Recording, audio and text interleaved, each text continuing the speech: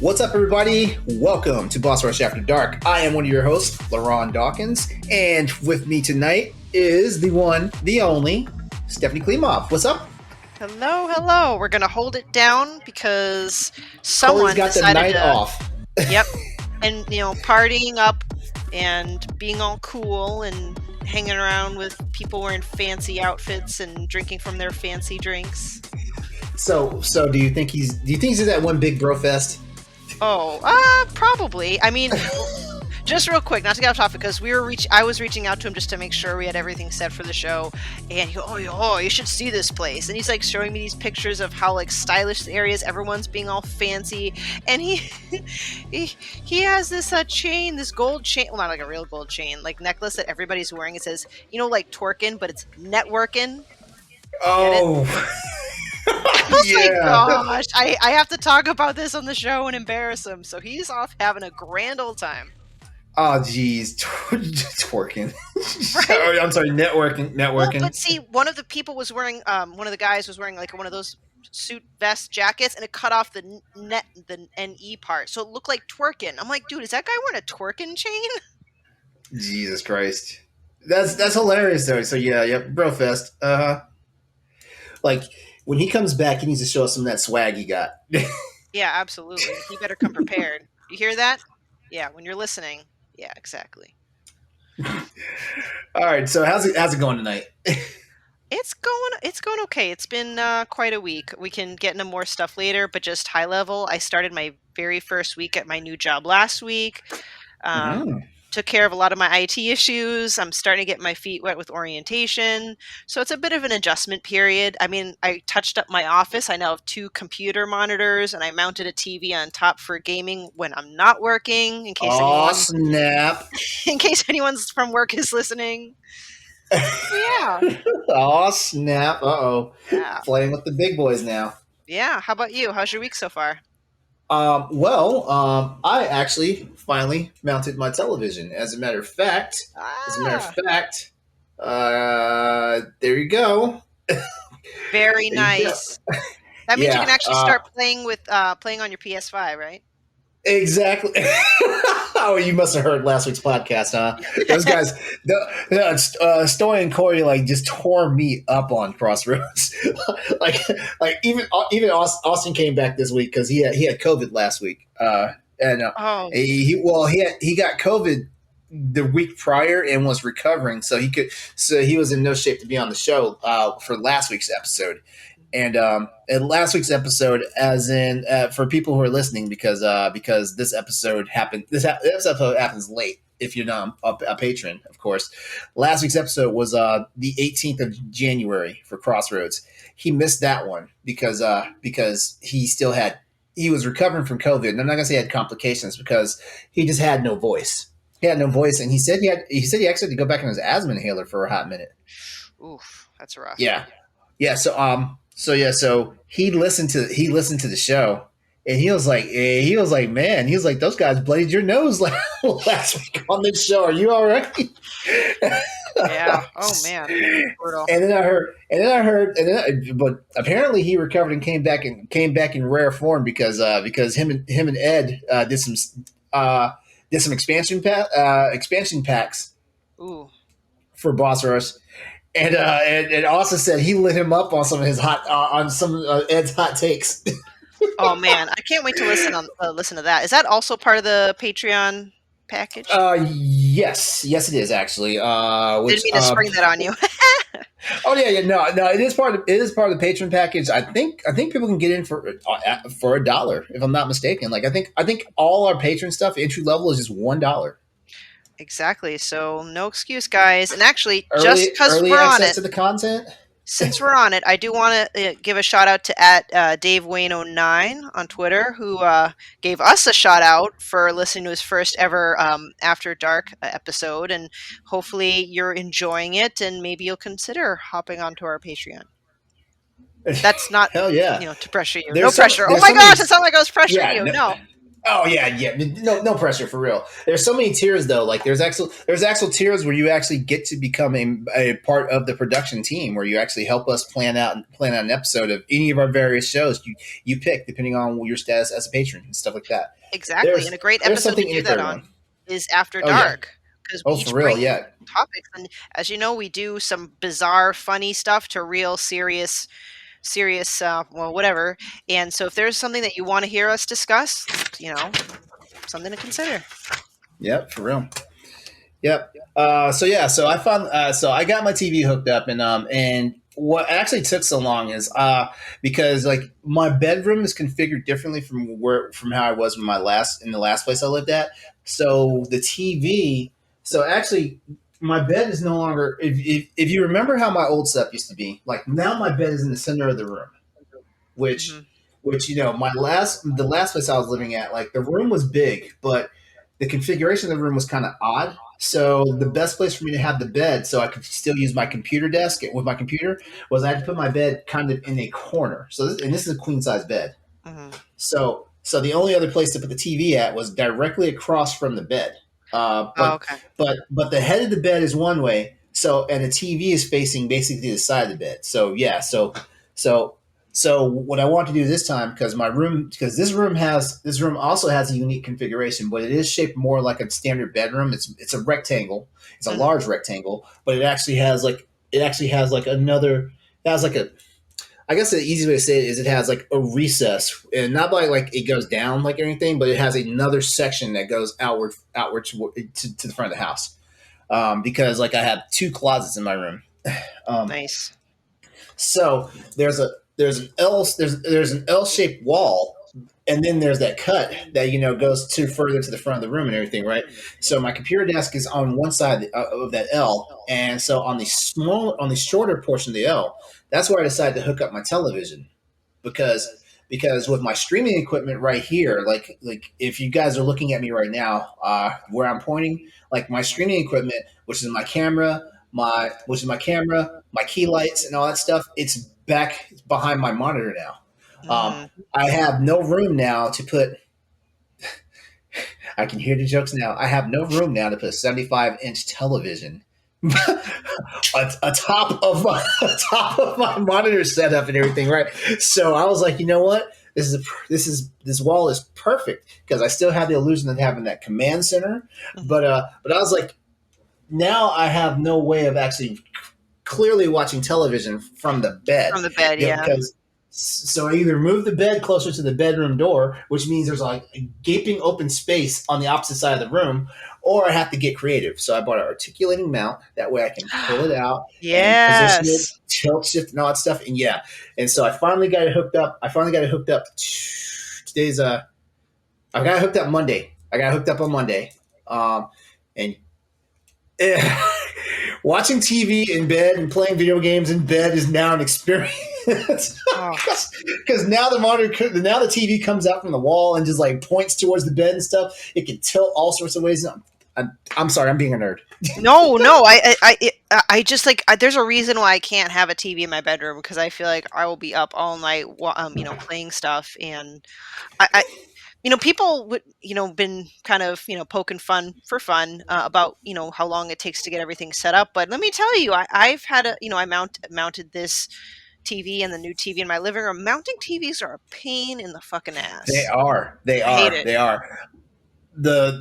Like it's at least a two-man project. If you don't have one of those mounts that like actually is the articulating mount, I don't understand why I never did articulating mount to begin with, because it's the easiest experience to mount a television, you know, without, because when you have just a straightaway mount, depending on how large your television is, you need a third person to be that center of balance Yep. while the other two people are actually hooking it onto the mount and stuff like that. But for this articulating mount, me and my buddy, we were actually able to do it ourselves without needing the help of my roommate as the extra person for all this stuff. So yeah, like I'm never going back to like any other type of mount. I don't care. I don't care if I don't have the room to like tilt that TV. I'm having articulating mount. Like it just makes sense now. Yeah. I know I'm totally geeking out on my TV. I mean, mine's only a 42 inch or 43 inch, so it's not like a gargantuan one. But it's like I haven't gotten up to now. Now I'm geeking out too. Like I haven't gotten like an updated television in a long time. Like I didn't have a smart TV. I didn't have like the latest HD 4K whatever all that stuff. So like Mhm. I'm just getting used to just how amazing it looks. And also I got I threw the package away. The thing that you stick to the back of a TV or a monitor and you turn it on and it just changes colors. An Ambilight kit. Yeah, it's so I cool. have to hook mine back up to my television. The lights are on it right now, but the actual sensor and the power adapter is not hooked up to it just yet. And part of it was because like this is not a flush mount like the regular the normal mounts are. So I'm like I wonder how much it will interfere with the lighting from that, you know. Yeah. But what I may wind up doing is actually getting a different type of Ambilight kit, one that actually has like a different intensity, so like it actually reaches the wall, you know, and still Yeah. looks good. I'll figure it out. Or you know, worst case, because oh, that's how I broke my last television. Me and a buddy, yeah. Like this actual the TV that I have right now. This is their replacement. Um, Me and my buddy, like I bought that Ambilight kit. Um, it's by Govee. Like I can't remember this. I can't remember RG Bic. It's a RG Bic. It's a Govee RG Bic kit. It's nice too. For the price, it's nice. Like I got it on Amazon for like 50 something dollars. It was on sale. It's normally like $75. It was on sale though. So Nice. I saw all the reviews for it. I was like, oh, I gotta have it. I gotta have it because I wanted that. You know. So me and my buddy spent a Saturday hooking it up and everything. And for some strange reason, we were struggling with the TV that particular day and stuff, like getting it back on the mount and stuff. So I get back on the mount. I test out the light kit. The light kit's fine. Turn the TV on. Turn TV on. The panel's cracked. The LED panel's Holy cracked towards the bottom, and I know for sure I'm the person that did it because like I was the person that was holding that side of the television. Somehow got my thumb made contact with the front portion of the screen, and I Oh put too much no. pressure on it. Yeah, and cracked it. Now the cool thing about it was like it was so low on the TV that in all honesty you could almost ignore it, even though like there were scan lines. You could see visible scan lines towards that bottom portion of the TV. It was fine. So I was sitting there, I was wrestling with myself. I was like, you know, because this is a Sony Bravia XBR X940E television for people who get tech boners. 75 inch. Um, nice TV. Like I'd only had a TV for about a year. This TV used to be a flagship Sony television. And when I say flagship, like when it was on the line, it was like a $5,500 television. I didn't spend Ooh, that much for it. I spent $2,100 for my TV because like at that point it was 3 4 years old at that point. So I'm wrestling with myself because it's like, man, I've only had this TV for a year. Do I replace it? And if I replace it, what am I going to replace it with? Because like I went through some real work researching this television. I went through some real work, and I was like, I gotta replace it with something that's comparable. And the more I thought about it, the more I was like, I just love this TV too much. I'm just going to deal with it. You know, like I played a few video games on it. It didn't look that bad. Horizon Zero Dawn did bug me, you know, because it seems like parts of the HUD are right there where it's fucked up. oh no. Yeah, that would get to me. Yeah. Okay, so here's the kicker, right? Like right after I basically resigned myself to be like, okay, I think I'm gonna deal with this for now until I'm ready to get my next television. After I made that resignation, the next day, the entire panel just went out. Like yeah, like the TV would come on, you could see some of the backlighting, but you could not see an image at all. I was like, fuck. Oh, that sucks. So I had to replace my television, and guess what I did? I just bought the same exact television. I was able to find it. I was able to find it for practically the same price I bought the original one at. So there we are. Nice. So Oh, now I have PTSD when it comes to hanging televisions on mounts and stuff like that. I can't blame you. Man, that's borderline traumatizing. Although now I kind of feel like a peasant. Here I am with my TV half the size of yours and like I got it like on sale for like $600. Okay. Well, I'm gonna give you the most spectacular piece of advice I can give you. When it comes to your bedroom, I would say try not to go higher than a 55-inch television for your bedroom. For your Okay. bedroom or for an office room. For your living room, 65 or 75-inch. Because here's the problem. Because this is the trap I got into. Before I got this television, I had a Sharp. I had a Sharp. The Sharp was my first 4K television. Um, I jumped from a 52 inch. Yeah, they used to make 52 inches at one point. I jumped from a 52 inch Sony Bravia to a 70-inch Sharp. Hmm. Now listen to this. Like, I was not trying to go past a 65-inch for my bedroom. So when it was time for me to get ready to like buy a new television, I was like, "There's no way." I can't go under a 70-inch now. I'm too used because I go to friends' house and I'm looking at their TV. I'm like, man, it's kind of small. You're probably like squinting and like, hi, let me adjust my glasses here. Actually, have you ever watched The Office? Was that The Office? Yeah. I didn't watch it religiously. I've seen a few episodes here and there. No, just real quick, because Michael Scott moved in to a condo with his girlfriend Jan at the time, and he goes, "Guys, check this out! I got myself a plasma screen TV, but it's like this tiny, like 20-inch TV mounted on." He's like, "Look, I can even push it forward, push it back."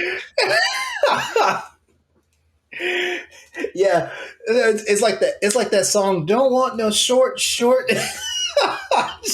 That's how I am about televisions now. So like I'm sitting there like, okay, I'm ready to get like a 4K HDR television now because the Sharp was just 4K, it wasn't HDR, and HDR is honestly HDR is where it's at. Like, so I was sitting there like, you know what? I can't do anything under a 70-inch. I can't. Because I got used to it. So here we are with a 75-inch television in my bedroom. First time my boyfriend sees the television, he was like, "Holy television, Batman!" he was like, "Did you really need all this TV for your room?" I was like, "Yes, I need all this TV for my room." I did. Don't ask any more questions about it. So when it was my boyfriend's turn to buy a television, right? Mm-hmm. He was asking me to help him look. He was asking me to help him look for some TVs and stuff, and it was hilarious. It was hilarious because I was like, he was like, "What size TV is in your room?" I was like, "A 75-inch," and he was like, "No, I don't need a 75-inch." I was like, "Where's the TV going? In your living room?" And he was like, "Yeah." I was like, I'd recommend a 65-inch and see how you feel about it.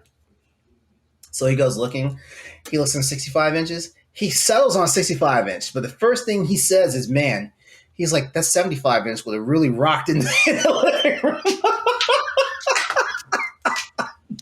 Hey, once you get used to a certain size, LeRon, it's hard to go backwards. For real. But I'm the guy. I was like, I don't need anything. I'm the guy. I don't need anything bigger than 55, 65 inches in my room. And look at me now, like I have a freaking 75-inch, but I'm stopping at 75 inches.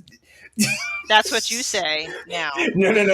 I'm saying that it's like there's like an inside joke, right? You know, like I'm not sure how women are about this, but I know how gay and bisexual men are about this. There's an inside joke where it's like you don't want to be stuck with something that's too big, and you know that's what you have for the rest of your life because it's just going to wear you out. Yeah. I can't speak for all women, but yeah, no, I wouldn't want that. No, I like it in a nice medium. Exactly. I believe the term is called the husband sized. Oh, husband size. I've not heard that. I'm going to use that term now. Yeah, a husband size. It's something that you can live with for the rest of your life and not have any regrets about it being too big and not have any second thoughts about it being too small. Yeah. And you don't have to worry about things getting stretched out in case things don't work. Exactly. We had to go there. That has been a wonderful, wonderful tech talk with LeRon. I mean, yeah, I feel like looking at the TV, my eyes are not bigger than this bedroom. Let's put it that way.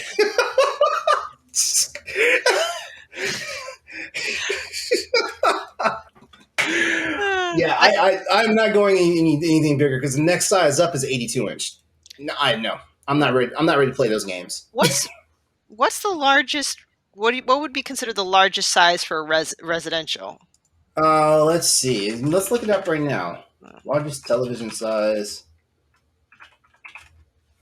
Largest television screen size. Let's see. Okay. Oh, that's projection. We're not worried about projection. Let me see. Sony has an 85 inch right now. Okay. LG has an 86 inch.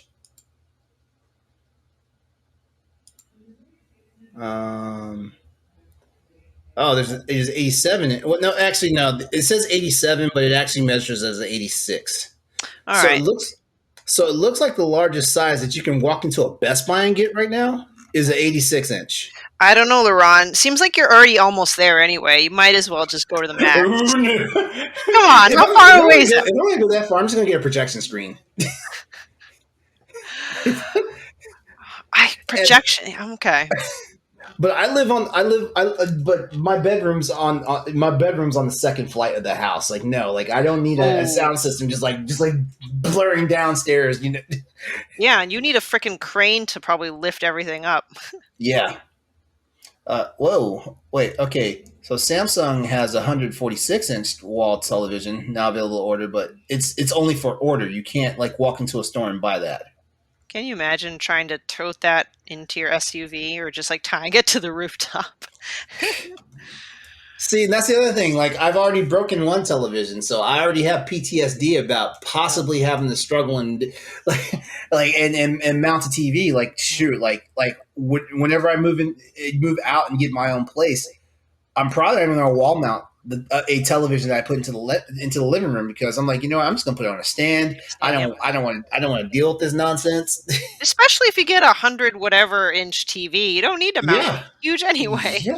Yeah. I'm wondering, do they even make mounts to fit that? I feel like the best thing you have to do is recess it into your wall or something. Possibly. At that point, you might as well go all out. Yeah. Anyway. Well, welcome to the After Dark Tech Talk. Yeah. We should do this once in a while. Like, Corey missed out. I wonder how big his TV is.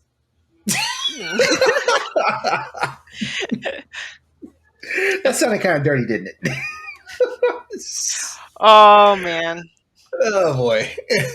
Corey's living it up.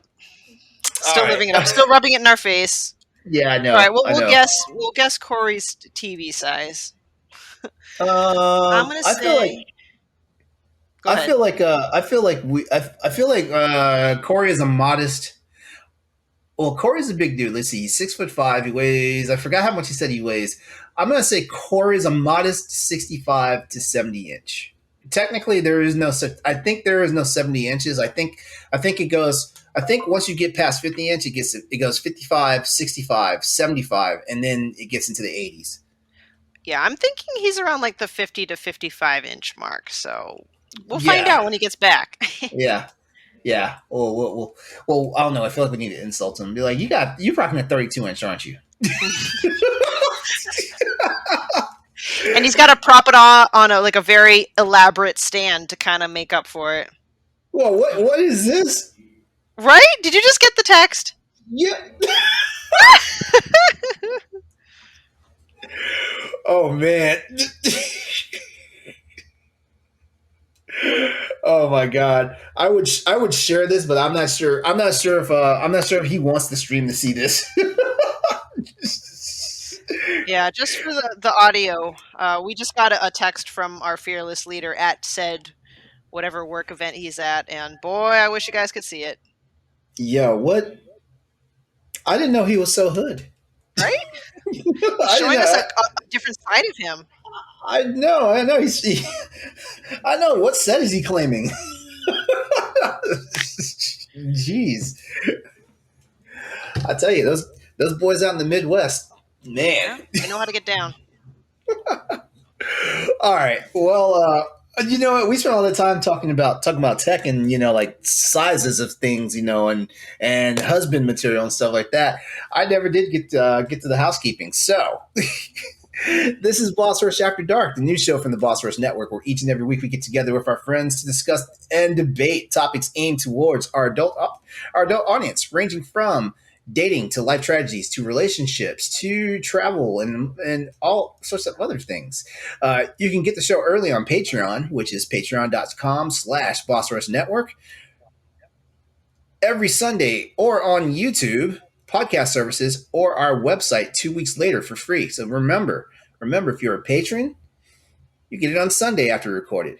If you're not a patron, you have to wait 2 whole weeks. And guess what? We talk about way too much good stuff here for you to be waiting for it.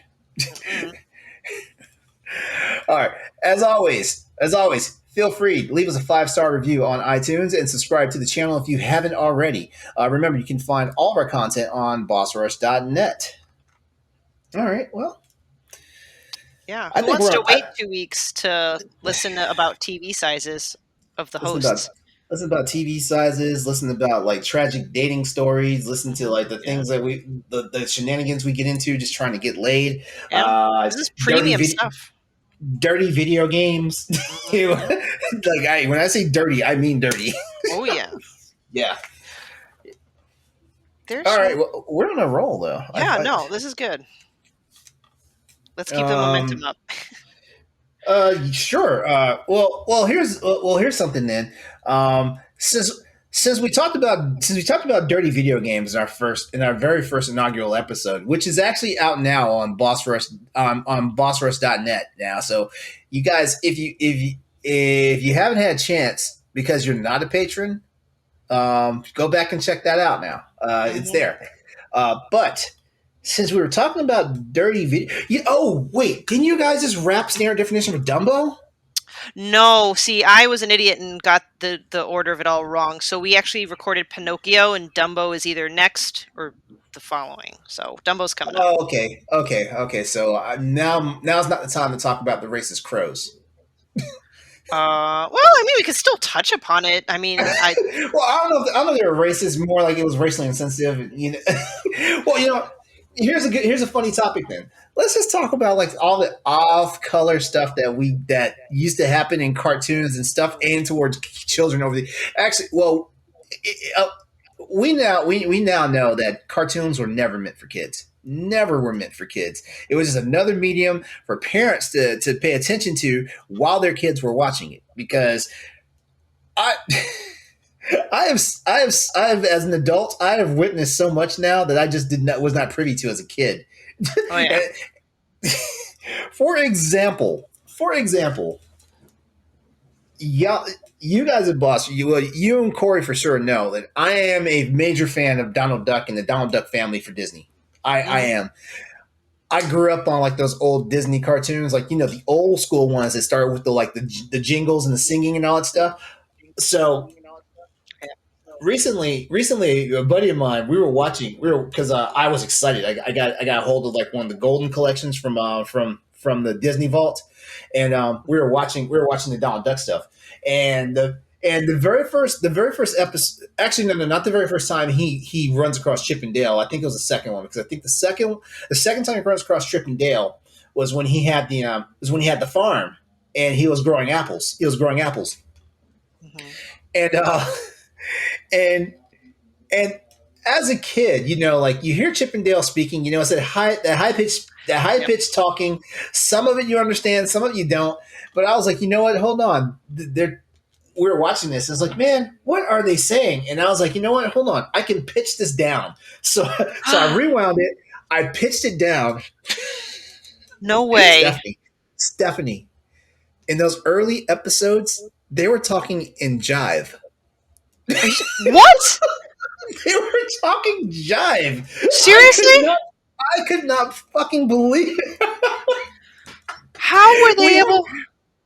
We had to stop watching it because we were too busy. Like we were dying with laughter. It's like, holy shit, they're talking jive. Oh my gosh! You're looking for it now, aren't you? No, I'm just I kind of don't want to believe it, but at the same time, I'm like, go figure. Sorry, I'm speechless. And cause like part of me feels ashamed now because I love Chip and Dale. They're like my favorite. What is the what is the name of the episode? Donald Duck Apple Farm. Hold on, I'm looking it up now. Wow. The name of the episode is Donald Applecore. Donald Applecore. Donald Applecore from 1952. Like when you watch the episode, Okay. when it gets to the part, like I'm going to tell you the specific part. Okay. Um, when you get to the part where is it? Oh, okay. So when you get to the part where like he discovers that the chipmunks are stealing his apples and stuff, and he follows Dale up the tree. Dale whispers something in his ear. At that point, if you pitch it down, it's jive talk. I'm gonna do that right after the show. That's like my top priority. Wow. Oh god. Oh god. Oh, well, I know this. I know this. Cartoons were like a thing of their era. So I know during a lot of the Walt Disney cartoons, it was during World War II. So like a lot of the humor and stuff was racially charged against like Asians. You know, because like World War II, like one of our biggest enemies were Japan. Yep. Yep. So that was one thing. World War One, in World War One, I can't remember. Actually, there weren't a lot of cartoons. Like a lot of the cartoons weren't like what we know, like with the Disney cartoons, the Looney Tunes cartoons, and stuff like that. A lot of the cartoons were war propaganda because they were played in movie theaters before the actual movie, which is cool. It's like, why don't we have that now? Like all we have is like suck ass trailers that for movies that we don't always want to see. Exactly. I want to live in this golden age of movie watching where we're getting cartoons before the movie starts. I know. Why not? Come on. Yeah, yeah. It's like a lost era. But It really is. but shoot, all of it was because Tom and Jerry cartoons. Yeah, those I don't have specific examples off the top of my head because it's been a while since I seen them, but I do I recognize that I got to an age where when I started seeing some of those episodes, oh, like for example, sorry, I'm like I keep my parents are real old school because they're generation, so when they watch my son, they'll put on like Tom and Jerry on YouTube, and then I'd go pick them up like, oh, I remember Tom and Jerry as a kid, right? I go up and I start watching along with them for like 10 minutes, and I'm like, is this really what is going on here? For real, yeah. I mean, yeah, so it's just more like uncomfortable, and I can't. you're right. I can't. I don't think they ever said the name of Tom's owner, the black lady. So I've always called her Big Mama. I've always called her Big Mama. Well, because in those original cartoons, like like it was voiced by a black woman, or at least somebody mimicking a black woman, and stuff like that. So Yes, I remember. They only showed so like from her the neck down, right? yeah, if that, yeah, like usually they show from the waist down. Okay. Yeah, sometimes they show it from the neck down.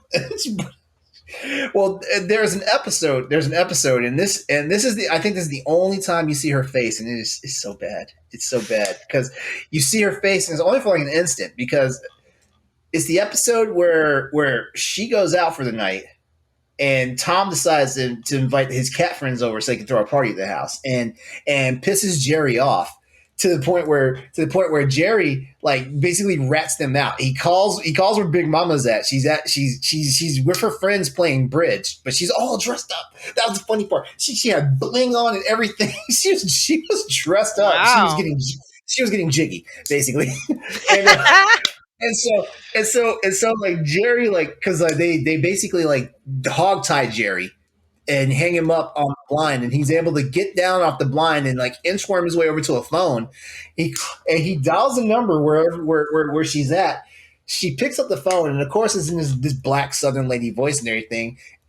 And she's like, a party at my house. And she just she just hauls ass out the door. And in that instance, when you see her running up the street, because you see what you think is her silhouette, but if you pause it at the right time, you see her face, and it's like, oh my god, Oh, it's like it. You've heard of minstrel shows, right? heard of what? Sorry, I'm looking up this episode too. What were you asking? Minstrel shows. Have you heard of that? It Mm, was basically the old theater form where people were always in blackface. oh, oh, Yeah, oh, that's you know what? When you pause on that scene when she's running up the street to get home, it basically looks like a black black person but blackface. face. Oh, that's the worst. Oh my gosh, really? That's ooh. It's like looking at a car Yeah, crash. it's bad. I really don't want to see it, but I kind of have to see it. But I don't want to see it because it's Yeah, not good.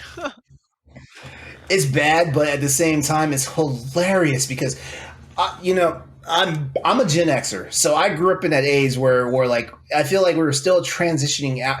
We were getting to a point where we're transitioning into more racial sensitivity and stuff like that. If you can believe that, you know. But like I'm a product of my past, and like our family's generations, or our parents' generations, they're still dealing with that stuff, because Mm. that stuff followed them because like my parents, they grew up in the height of the civil rights era. You are Chinese descent, right? Yeah, my mom's side. Yep. You're Chinese descent. So depending on when they were in America, their family probably, like, I hate to say, they may have possibly like been hit with the whole American internship camps. Mm. Yeah, so we have generations that are living out there that are basically there are still like they still have some type of trauma from like the racial stuff that they deal with, which is crazy because like I feel like the generations now, we have our own specialized PTSD when it comes to racial insensitivity and injustice and stuff like that because we see wild shit going on now. Shit, like we just had three dudes get sent to prison for modern day lynching Yep. when they Yep. yeah, like they ran down that dude and shot him in the street because he was running through the neighborhood. It's like, No. and it's like Yeah. it's shit like that, and a lot of people, like I dare say I might be one of the walking wounded because when I saw the video of that, the Ahmaud Arbery stuff, I wasn't trying to introduce like woke to this conversation because I was definitely talking about racist cartoons, and how funny they are. Basically, like I sit back and I wonder nowadays, like when our parents were watching us watch these cartoons, what the hell were they thinking? I know. I think it's a different era, because now, like, people are woke, so like this stuff doesn't fly. And for example, like when you're on Cartoon Network now and you're watching and they play Tom and Jerry or Looney Tunes cartoons and stuff like that, they politically correctify all those cartoons and stuff like that. Like, it's funny because every scene that has Big Mama in it, in a Cartoon Network airing of Tom and Jerry right now, it's a white lady's voice, even though it's a black woman's body. Yeah. There's one that stood out in my mind, and although if I've been saying I'm personally not like so offended by it, but it's still cringeworthy, and I would have preferred it not happen. But because I love the movie, the Aristocats, Hmm. I think it got one of those like warning and sensitivity labels, and that one was because of the Siamese cat, and you can Oh yeah. imagine what the Siamese cat sounded like. And now Hmm. here's the thing: coming from a part, half Chinese family, I know that when we learn English, we have an accent. I'm not really that opposed if it's an Asian quote unquote character that has an accent, but like the way that Siamese cat, it was like a very exaggerated form of that, like super, like that's the part that gets me is when it's exaggerated. I'm like, Yeah. we're not that bad, and like when I was a kid, and maybe it's because I was a kid and I let it go over my head, I remember I forget, like, the kids were talking about it at school, and it's how when kids see this, they think it's okay to mimic. So I had kids like pulling their eyes back like this I to remember. talk to I me, remember that shit. I remember that shit. and that's when it bothered me. Like the fact I that can't say. I can't say for sure I ever did that shit. Because like kids to a certain extent are ignorant. Like we know a lot of kids don't know when we're actually being like insensitive or just trying to hurt people. Like sometimes we're just mimicking stuff, and sometimes we mimic shit that we see other people do. But some kids know what the fuck they're doing. And I'm sure, and I can't think for sure if I've ever done the whole like fake slanty eye thing. I don't think I ever have because I'm one of those people that I learned when I was growing up that I can't stand when people like call like mispronounce or call me out of my name. Yeah, so I learned early on to try not to just like try not to be like an asshole to people just because of who they are. Yeah, but you're right. Like to an extent, when you look at kids, like the majority of things that kids say or do is because they saw or heard it somewhere. So I feel like Yeah. in one way, like it's when I say it's excusable, I mean as long as the kid gets taught out of it. Because again, everything that's racist or insensitive is taught from something. So like modern day cartoons, it won't have that. So hopefully, as generations continue to grow, they won't be copying such stuff like that. When I look Mm-hmm. back at this cat, and I just googled what the cat's actual name was, Shungon. Um, Okay. yeah, like there's a snapshot of him playing the piano with chopsticks. I'm like, that can't be more Ah! stereotypical. I'm like, oh gosh, it's like I'm just rolling my eyes. Whatever. It's a Okay. oh sorry. Why? Okay, I looked up Aristocats Siamese cat, and the first thing it gives me is the Siamese cat song for Lady and the Tramp, which, by the way, that also is Ooh, problematic. yes, yes. That also is problematic. But Lady and the Tramp is one of my favorite. Is one of my favorite of the classic Disney movies.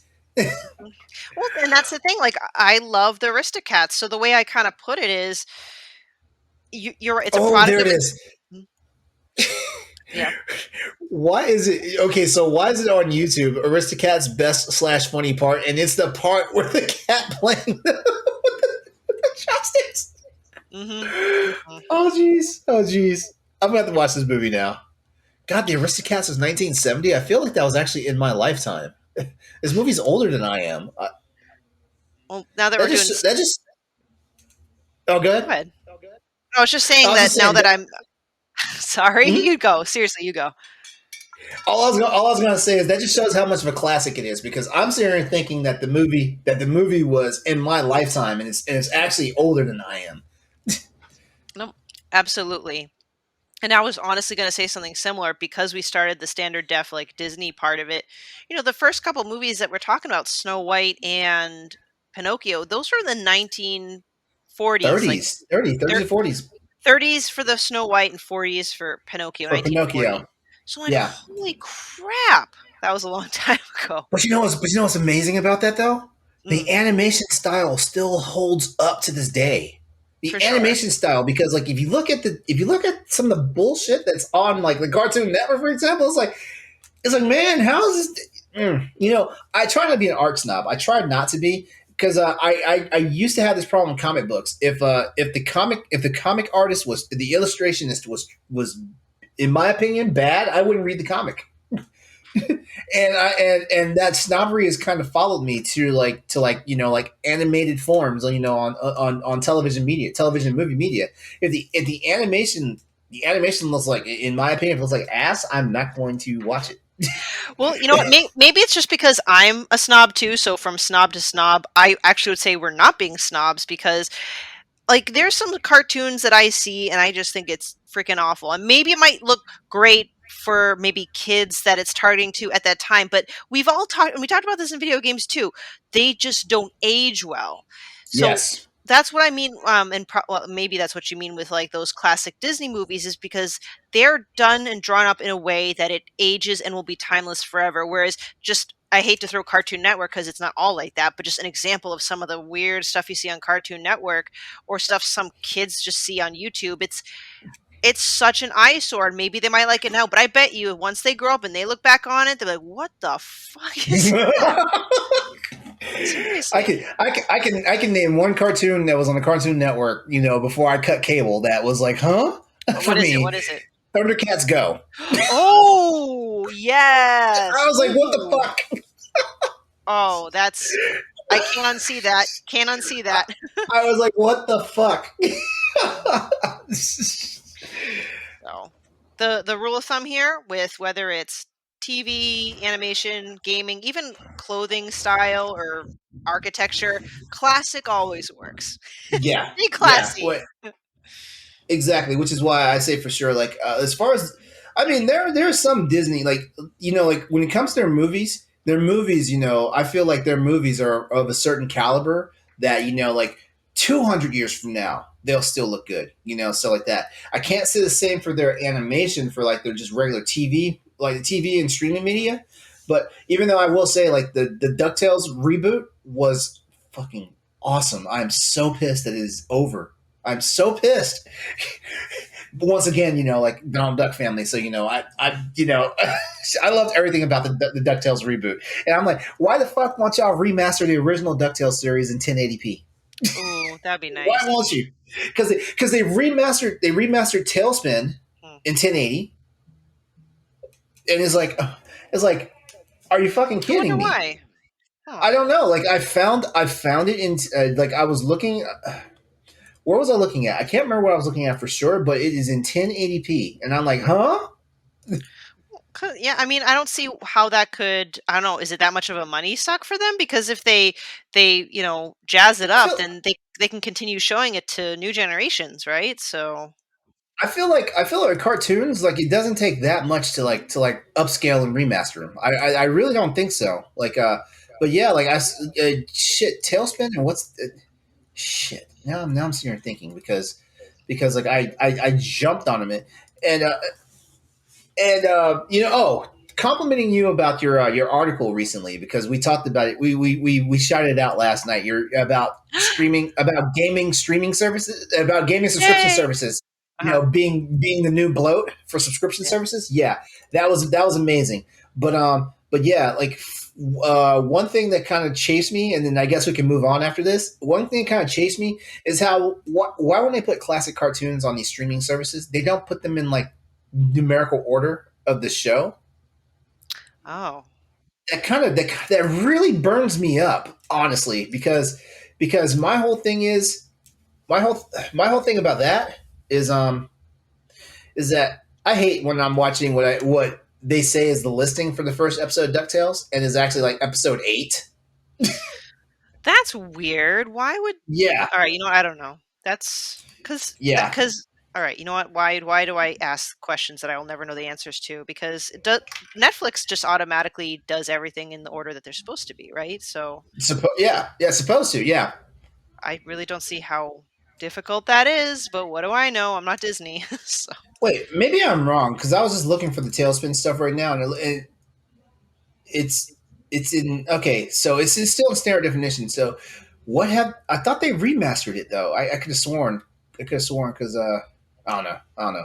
Forget. Never mind. I'm a crazy person. Never mind. it's going to bother you for the rest of the night, but it's okay. It is, yeah. It is, yeah. I mean, but as far as like those Disney afternoon cartoons, since we're still talking about Disney, like Yeah. DuckTales will always be my favorite. Then Tailspin, then Darkwing Duck, and Mm. whoa, whoa, whoa, whoa! I forgot. DuckTales, Chippendales Rescue Rangers, Tailspin, and then Darkwing Duck. Yes. I forgot all about Rescue Rangers. Yeah, can I just tell you that my parents, they're so strict, as you can imagine. That stereotype does hold up most of the time. They only allow me to watch one half-hour television show every afternoon when I came back from school back in the 90s or whatever. And you know what? Because you had to do your homework. Yep. And you know what show I always chose? Rescue Rangers. I friggin' love that Good show. choice. Good Yeah. choice. Oh man, good stuff. So the Rescue Rangers isn't on Disney Plus, or is it? It is. It is. Oh, It I'm is. Rescue Rangers is also another show that's out of order if you watch it on Disney Plus, though. boo. All right, but that means I can start showing Nikolai that because I'm just like insistent that I show Nikolai. That's my son. Every single type of show that I watched when I was a kid. Hey, I don't see a problem with that. Yeah. Yeah, as a matter of fact, hold on, because I'm on Disney Plus right now. Let's see something here. If we look at Chippendales Rescue Rangers, unless they changed something, because The last time I looked at Rescue Rangers, it was not in order. Yeah, the first episode is Part C Under the Seas. That is not the actual first episode of the show. That's weird. I'll never know. Whatever. Yeah, it's just odd. Yeah, heck yeah. Yeah, if I Wikipedia that, right? Mm. Chippendales Rescue Rangers. And now I got the theme song stuck in my head. I'm not going to sing it because I got a terrible singing voice, but man. All right, so let's see episodes. This show is on for 3 seasons. Okay. Oh, even this is wrong. Uh-oh. That's weird. Okay, even Wikipedia has it wrong, and Wikipedia is usually what I go by, Well. because the first episode, if I'm not mistaken, the first episode of Rescue Rangers was Chip and Dale, like they were always like copycatting like a police officer who's getting ready to retire, and that's how they wound up running into Fat Cat for the first time. That was their first adventure because that's when they met Monterey Jack and Gadget. Who, by the way, Gadget was just awesome. I love Gadget. I think that's kind of like, I don't know. She was like, it's funny to say a kid's role model was a mouse, but it was like because she's a female, but also smart. And was an engineer. Yeah. An engineer. Yeah. I mean, like as a kid, I didn't understand it, but I see the importance of letting little girls see stuff like that, like women being like smart, women being inventors, women being in positions of power and stuff like that. I get it. I get it. Though I will say, like, I did like that, and see, Disney can be progressive sometimes in the 90s. But the downside is, in a lot of episodes, because I remember it stuck out in my head as a kid, one of the recurring bad guys was like a rat. I forgot what his name was. And quite frequently, they'd use Gadget as like the bait for like any male bad guys. True. Yeah. And I remember that rat guy once saying to her, because she was like trying to fend off his advances, and he was Spunk. I like Spunk, or I hate Spunk. I forgot. It was so creepy, and I was sitting there like, oh, is this like the only role a woman has? Like if they're like taking on a bad guy? Well, you know what's cool though is I can't remember any time where Gadget was actually portrayed as a damsel in distress. It always seemed like she was very independent and No, she was. She was. I just feel like they wanted her to kind of be the bait, but she still had her own mind. Like, so ultimately, I still view her in a very positive, progressive light. That's my bottom line. Good show. Yeah, good talk. Good topic. I love it. Wow, we bounced all over the place on that one because we were talking about racial insensitivity and like cartoons that we loved and stuff, and then we got onto like wokeness, political correctness, female empowerment. Yeah, we hit almost all the rounds. But like I like this kind of conversation because sometimes, speaking of wokeness, I'm not saying I'm very woke or anti-woke or whatever, but it's more like sometimes I get very shy in conversations, not with you obviously, like with other people about woke related things because they tend to be more on the very passionate, overbearing side to the point where I kind of feel like I don't want to talk, which it's not like I'm the opposite either. Where am I getting with this? Where was I getting with this? Oh, I was going to have something very inspiring, and then I just lost my trail of thought. But I just like how we can have this type of conversation. Look at these kind of silly movies that, like, for example, in Disney, where they did kind of have racially insensitive moments, but we're not saying like those need to be destroyed and obliterated from history. Yeah.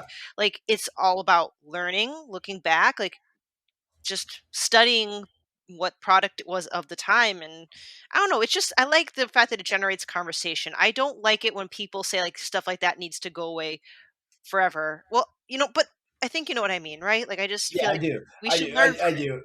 Exactly. That's my thing.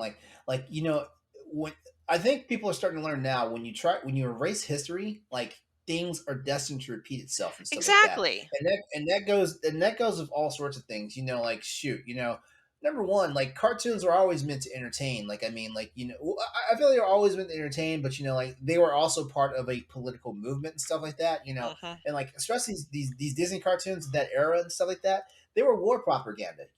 But we needed something like that. Like just like it's funny because it was war propaganda to get people like motivated and stuff for like World War II and stuff like that and of course Vietnam and stuff like that because I remember like stuff was geared cartoons and stuff were geared towards that as well.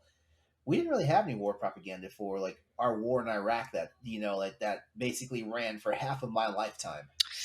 Yeah, I don't recall seeing anything Actually for that at all. longer than half of my lifetime. Like the first time when we set foot in Desert Shield, I was 14 years old. Oh wow. I'm 46 years old now, and we just backed the fuck up out in the Middle East. Well, so Yeah. yeah, that's one great like progression we made. Like it's nice to kind of separate those things, and that's the thing I agree with. That maybe some people out there that don't agree with me is, we need to acknowledge that certain things in the past happen.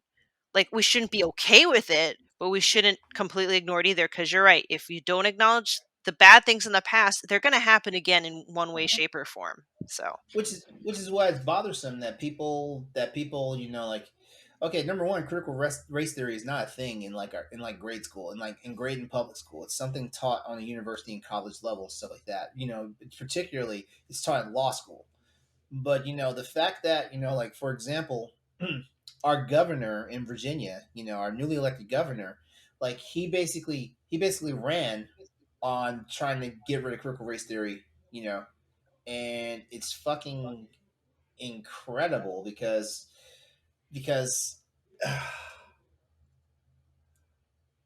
I don't want to. I don't want to make it look like I'm pointing fingers and stuff like that, but why is it that whenever America needs to learn a lesson about its own history, like people, particularly white people, are always getting up in arms and basically white people are acting like we're calling them racist even if they've never had a racist bone in their body. If that makes sense. Hmm. Like we're trying to learn things about our history. Yeah, like every country has black stains in their history. Some countries have one or two black stains, some countries have like a million black stains and stuff like that, but ignoring that shit is the easiest way for it to happen again. Hmm. And the sad part is, even though we might not ever have like slavery again in the United States, where black folks are in chains and become people's property and stuff like that, we will wind up with modern day slavery. Like look at people who are financially destitute.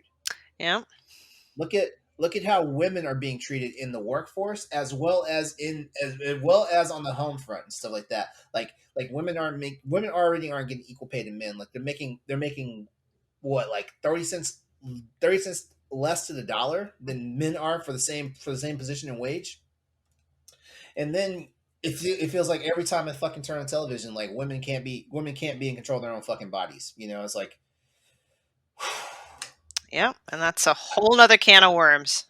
yeah, every time I see some shit about women's rights going on and how like fuckhole states in our country are trying to like just basically like grind women to dust and stuff. I'm like, every time I see it, I'm like, I'm inches away from putting myself into financial ruin to go to college and become a law advocate for the disenfranchised, stuff like that. Because it's bullshit. Like, let people live their fucking lives. Hmm. It's if if what they're doing is not hurting you in any fucking way personally, leave them the fuck alone. Yeah. Do you mind if I say something? Hopefully, it won't come off the wrong way. Like me personally, again, I'm only saying personally. Uh-huh. I am really not. I don't really my personal religious views and beliefs, like I'm not so big on abortion. I'll just word Mhm. it like that. However, the one thing that I'm grateful for when I was raised, like I chose to be raised Catholic and stuff. I was just lucky enough to have the right mentors who said, you know what?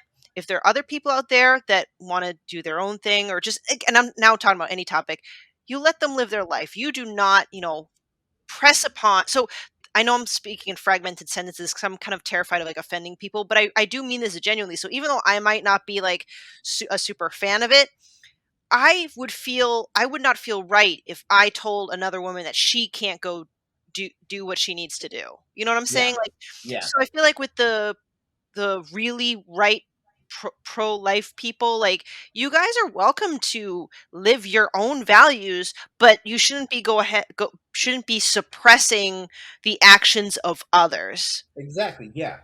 Yeah, because well, here's the flip side of it though. Like like like they would be really bent out of shape if the pro-choicer people were always pushing their beliefs and mandates onto them. Exactly. Unwanted. Or basically, or even trying to make it a law. Which you know what, nobody. Because just even though like Roe versus Wade's a thing, and it seems like it's always in danger these fucking days. It's crazy that I grew up always believing that women could have an abortion and there should Mhm. be no problems with it. I didn't know until I was an adult that like there's all sorts of hurdles and shit you have to jump through because like some assholes always trying to make a law against it, stuff like that. I always thought it was a law.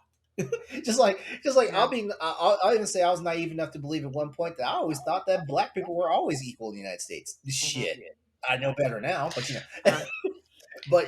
Uh, but but pro-lifers need to be glad that there is no law. There's no law that's being put against them to take away their choice to be pro-life. exactly. You know? Exactly. And Because the way I think about it is if and I'm speaking now purely for, I know I'm like going really into the rabbit hole here.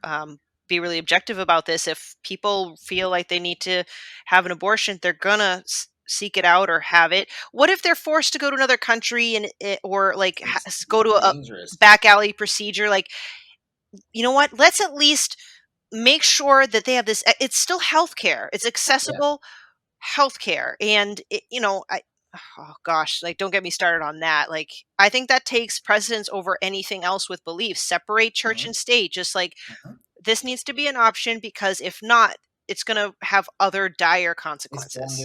It's going to have ramifications. Like it will be coming just like how the pandemic right now is a concern of public health.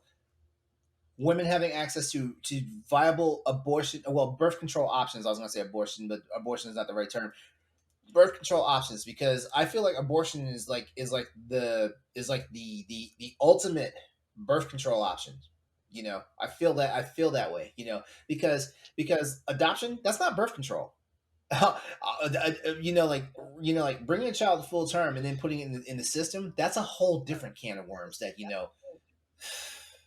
it I don't like thinking about this because sometimes it's like there are children who literally live in the child care system until they become adults, and that's scary. You actually want that for somebody versus saying, you know what, they don't have to suffer at all. If you know, I, I'm a person of science, and like I know when I talk about these things, sometimes I definitely sound crass and insensitive and stuff like that. But I always look at it like this. What I said just now about, would you rather have someone live a life of suffering if they don't have to, and the person who was going to be their parent was like, listen, I can't let this child suffer. If they're making that decision for that person, what the fuck is your hang up? Because you're not gonna because like for everybody that's screaming they want to be pro life, they never scream, I will adopt that baby. Exactly. And if they do scream, I'll adopt that baby, they'll be like, I will adopt that baby. I'm not gonna adopt all the babies, Yeah. So at this point, I'm like, fuck you guys. People who have like actual rational like thoughts about pro life. Oh, I'm 100% with you guys. Especially like I know like a lot of his religious beliefs and stuff like that. But I get that because I'm not a religious person, but I respect people's faith, and I know for sure that sometimes some people's relationship with God is the main thing that sustains them in this life. I get it, stuff like that. But at the same time, we try to be godlike, but we will never be God. So you cannot impose on another person God's will.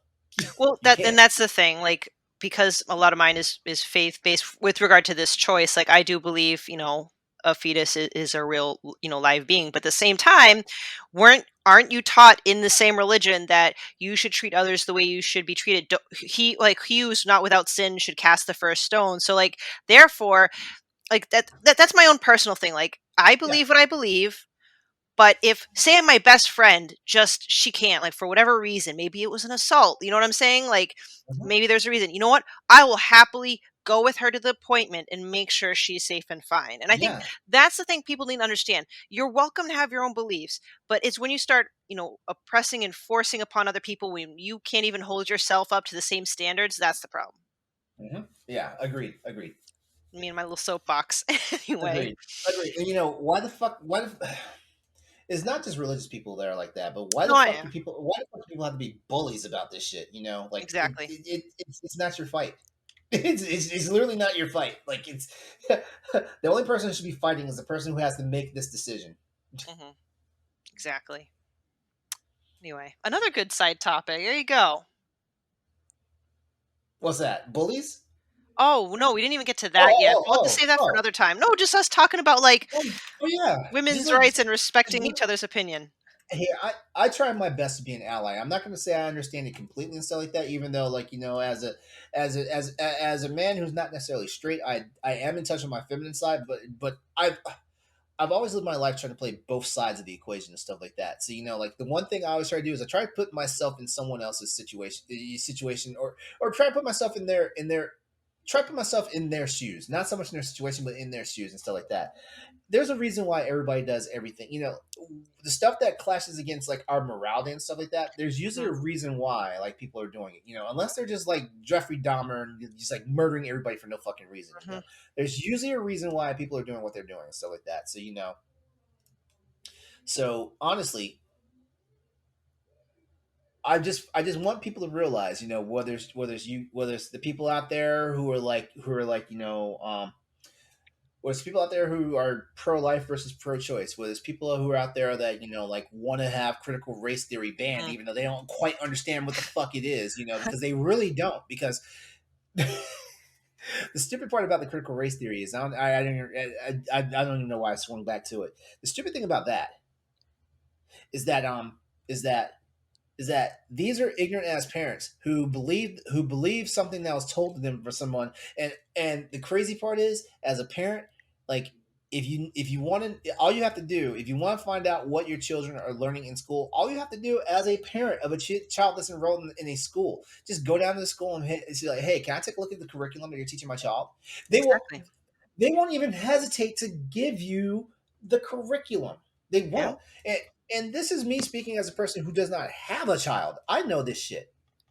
So why is it the fuck that people who have, like, heaven forbid, like multiple children, they don't know Mhm. that? Yeah. Oh, yeah. It's really unfortunate. People aren't really All they willing to do their homework. Yeah, all they have to do is walk into that school, say, "Hey, hello, I am Tommy so and so's parent. Could I just take a look at the curriculum that you guys are teaching him this year?" Shit, if I'm not mistaken, like a lot of schools try to send it to parents before school even begins. If I'm not Mhm. mistaken. Yeah. No, there's in my local town, people were getting all upset about the possibility of some sort of incorporation of critical race theory. And I was partially challenging them, but also partially curious. I was like, can someone actually tell me what it is that will be part of critical race theory in our school system? They couldn't really answer me. Yeah, they don't. Yeah, they don't, because they don't They're know. like, All, oh, that's all just they going to teach people to hate white people. I'm like, Yeah, really? Is that's that really what that's it really is? what they think. And no, it's not even about that, because, like, like I guarantee you a lot. If they look at it, I guess the problem is, like, when you look in the mirror long enough and see what's staring you back in your face, you have to come to reality with it sometimes. Which is why I always say, like, don't be a fucking dick. You know, you know, That's all what it and comes and, down to. and you know what? And you know what? Yeah, racism is everywhere. There are racist black people. There are racist Asian people. There are racist Hispanic people. There Oh, there there, there are surely racist white people. There are racist indigenous Native American people. heck yeah, dude. I see so many Asians be racist against other Asians within the Asian community. It's like, woo. God, the black community and the Hispanic communities, and actually, I think the Asian community also suffer from what's called colorism. Like Mm. if you look a certain way, Yep. you do not get treated on the same level as the rest of the people in your ethnic Yep. group. 100% true. Yep. As a matter of fact, I remember seeing like some abject racism in the Asian community because like in this area of Virginia that I'm in, like it's got. I'm not saying we're overrun. We're not like little Tokyo out here, or nothing like Mhm. that. But we have a pretty decent population of Asian people out here and stuff like that. And I've actually seen Asian colorism at work with my own two eyes, and I'm like, what the fuck? Because they looked at this person based on their skin and was already trying to figure out were they Vietnamese or if they were Korean. No, there's this like sense from like the more northern Asians where they tend to be a bit more lighter skin. They look down on the quote unquote southern Asians that have the darker skin. Why? I don't know. Like I literally do not know, but I hear it and I see it all the time. They're like, "Oh, southern Asians and their dark skin." I'm like, "I don't get it. What?" Like I don't Yeah, anyway. man, you know what? I really feel like Corey missed out tonight. Oh, he's gonna be so jealous. He's gonna be so jealous. Yeah. But you know what? I think we can end it on that note right there. We could go on all Cool. night though. We could. That's what she said. Anyway, don't tell your boyfriend that. All right, everyone. This has been Boss Rush After Dark, the alternative podcast of the flagship show for Boss Rush Network. We'd like to thank you all for tuning in and listening to the show. Stephanie, thank you. Thank you for being my co-pilot tonight. Thank you. It was a blast. Before we go, let everybody know where they can find you. Yeah, at Klimov, KLIMOV_author on Twitter and Instagram. You can find my articles and articles from all the other wonderful people on the writing team on bossrush.net. Thank you. And as always, you can find me at Xs803 on Twitter and Instagram. Xs803 is also my Twitch handle as well as my YouTube handle, so don't forget to check out those channels. And Xs803 is my PlayStation Network gamer tag, but I was corrected recently because I had some sign-in issues with my Xbox Live. That my actual handle on Xbox Live is Exodus0803. So sorry for the confusion if you were trying to add me to your friends list on live, but yep, that's our show for tonight. Thanks a lot. Yeah, We love you. love you. Good night, guys. Keep doing what you're doing. To our patrons out there, we definitely appreciate you guys. You're one of the main reasons why we are here for this particular show, and we can't get enough of you, so thanks for that. I'm just going to go ahead and sign off now, but come back and join us for our next installment of Boss Rush After Dark, where we will be back with more topics that aren't completely content appropriate. Wink, for our wink. Other anchor shows. Have a good night, everybody. Night.